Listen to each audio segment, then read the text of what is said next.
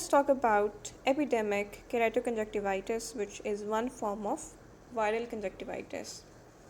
So, when we talk about viral conjunctivitis tends to be associated with watery discharge, and it is, how shall I put it, mostly self limiting.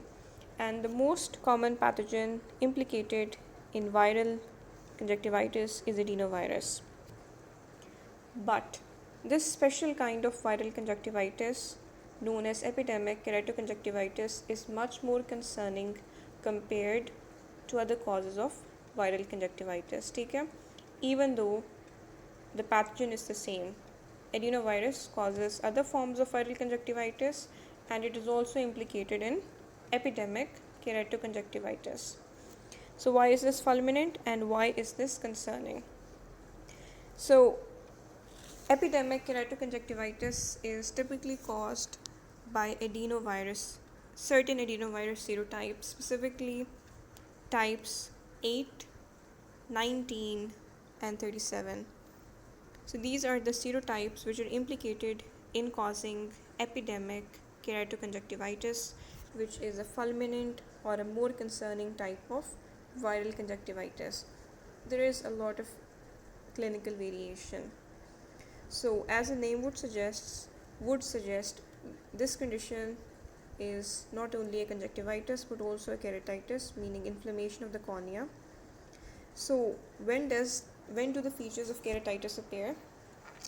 They appear a few days after the initial conjunctivitis, and in Jatoi they have mentioned 7 to 10 days after. So, they appear 7 to 10 days after infection and a couple of days after the initial conjunctivitis. So you should probably remember this particular time. ठीक है ना? So the concerning bit is because of the keratitis, which not all people will develop.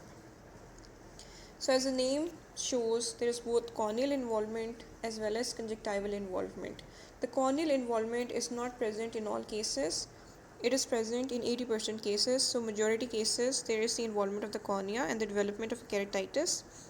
And what kind of keratitis is this? This is a diffuse epithelial keratitis. Diffuse means that it is not localized.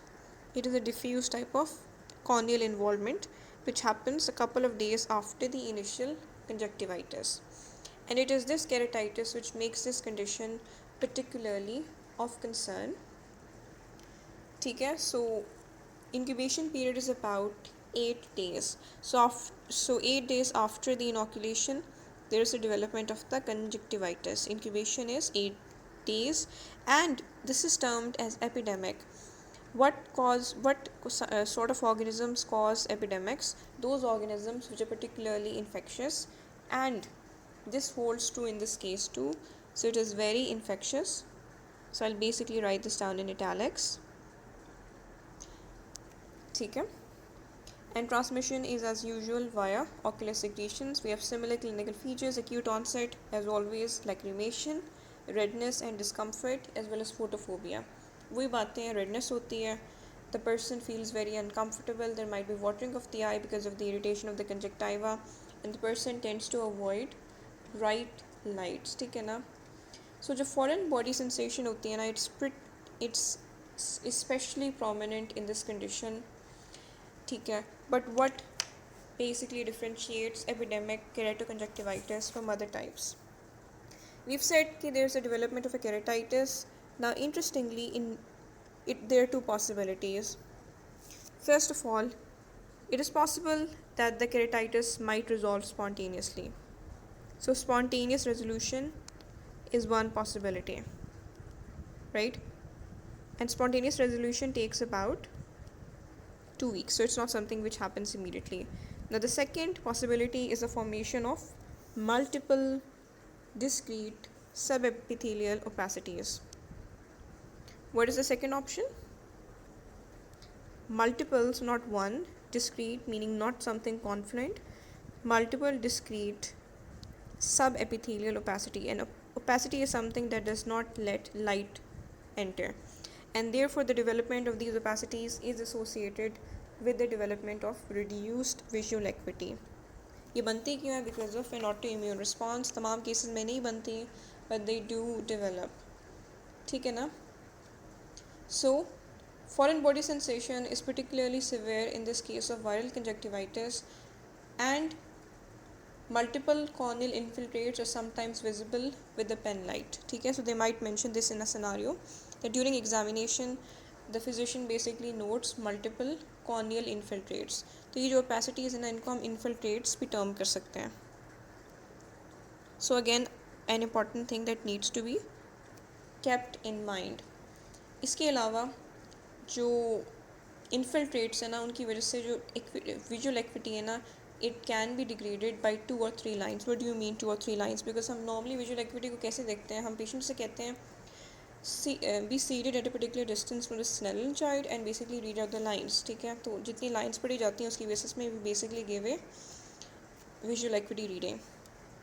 ठीक है? So keratitis potentially vision threatening है, so immediate referral is required. ठीक है? अच्छा, इसके अलावा वही वाली बातें हैं, because this is a viral conjunctivitis, so you will see preauricular lymphadenopathy.